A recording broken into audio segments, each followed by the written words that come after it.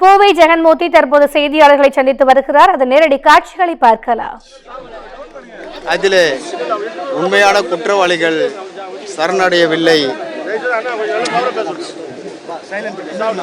யாரெல்லாம் கொலை செய்தார்களோ அவர்கள் இல்லாமல் வேறு நபர்கள் சரணடைந்ததாக அனைவரும் சொல்லிக் கொள்கிறார்கள்.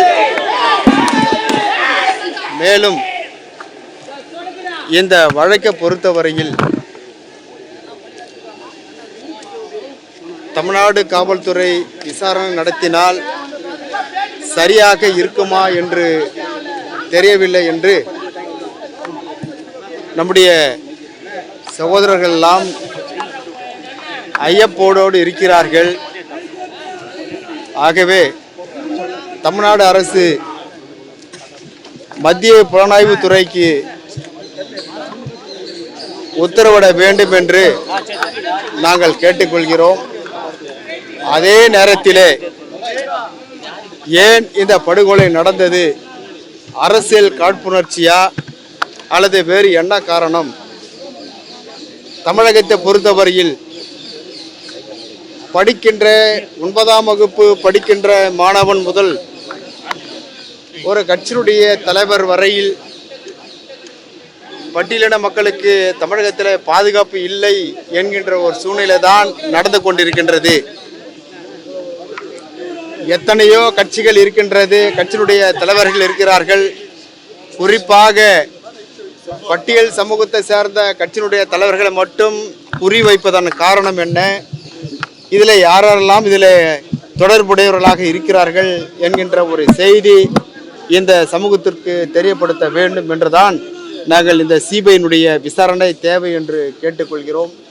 அதே நேரத்தில் இன்றைக்கு அவர் எங்களை விட்டு மறைந்திருந்தாலும் அவருடைய உடலை அவருடைய கட்சி அலுவலகமான பெரம்பூரிலேயே அடக்கம் செய்வதற்கு இந்த அரசு உதவி புரிய வேண்டும் என்று நாங்கள் கேட்டுக்கொள்கின்றோம்.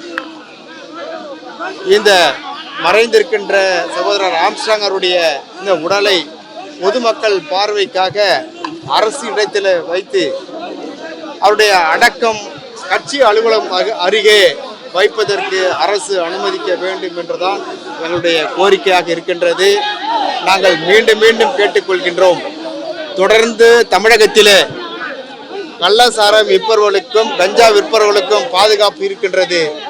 இந்த சமூகத்துக்காக தாழ்த்தப்பட்ட, ஒடுக்கப்பட்ட, நசுக்கப்பட்ட மக்களுக்காக போராடுகின்ற போராளிகளுக்கு, தலைவர்களுக்கு பாதுகாப்பு இல்லை என்கின்ற ஒரு ஐயம் இன்றைக்கு எல்லோருடைய மனசிலும் எழுந்திருக்கின்றது. ஆகவே தமிழ்நாடு முழுக்க சாதாரண கட்சியினுடைய தலைவர்களுக்கே பாதுகாப்பு இல்லை என்று சொன்னால் சாதாரண மக்களுக்கு எப்படி பாதுகாப்பு கொடுக்க முடியும் என்றுதான் எங்களுடைய வேதனையாக இருக்கின்றது. இங்கே இருக்கின்ற காவல்துறை, இங்கே இருக்கின்ற உளவுத்துறை செயலிழந்து விட்டதா? ஏன் இதை முன்கூட்டியே தகவல் கொடுக்கவில்லை அல்லது காவல்துறை பாதுகாப்பு கொடுக்கவில்லை என்றுதான் எங்களுடைய கேள்வியாக இருக்கின்றது.